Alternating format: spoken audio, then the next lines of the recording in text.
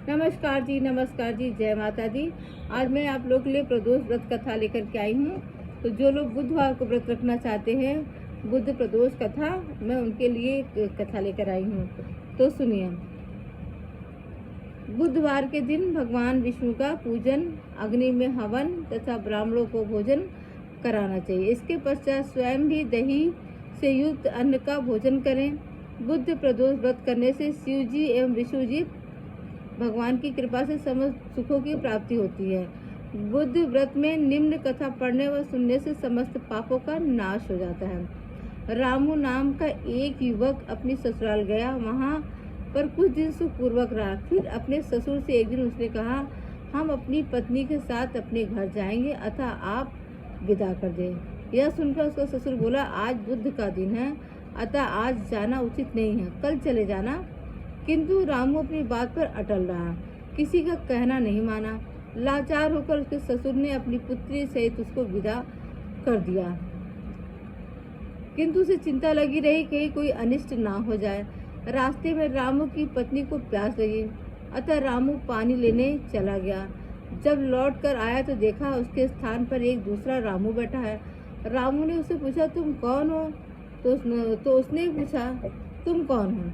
जिस प्रकार रामू पूछता उसी प्रकार वह भी पूछता। दोनों का रूप एक ही तरह का था, किसी प्रकार कोई अंतर नहीं था।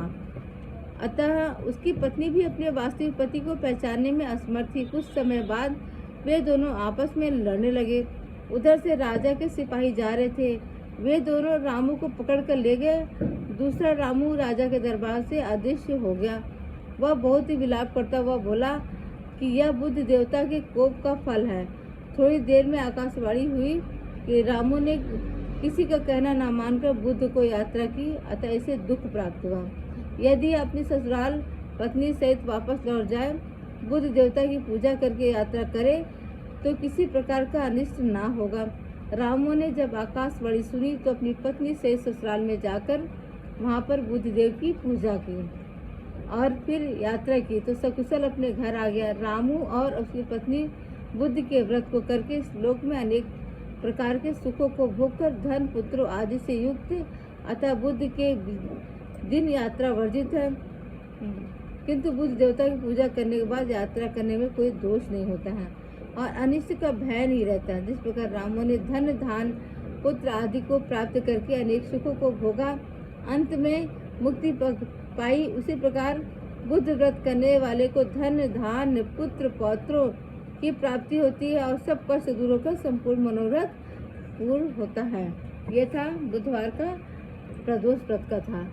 इसे करने के बाद आप शिव जी की आरती करें और उसके बाद कर्पूर गौरम करुणावतारम ये आप बोलें पूरा। फिर त्वमेव माता चपताते में ये अलग बोलें। इस तरह से आपकी कहानी, ये कथा पूरी हो जाती है। तो दोस्तों, अगर ये आपको पसंद आए तो लाइक और कमेंट करके शेयर कर दीजिएगा।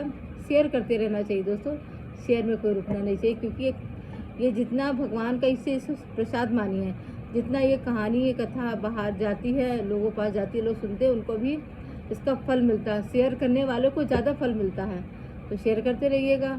और मुझे भी कथा सुनाने में बहुत मज़ा आता है, तो आप लोग सुनते रहिए और अपने जीवन को आनंद प्राप्त करते रहिए। धन्यवाद दोस्तों, थैंक्स फॉर वॉचिंग।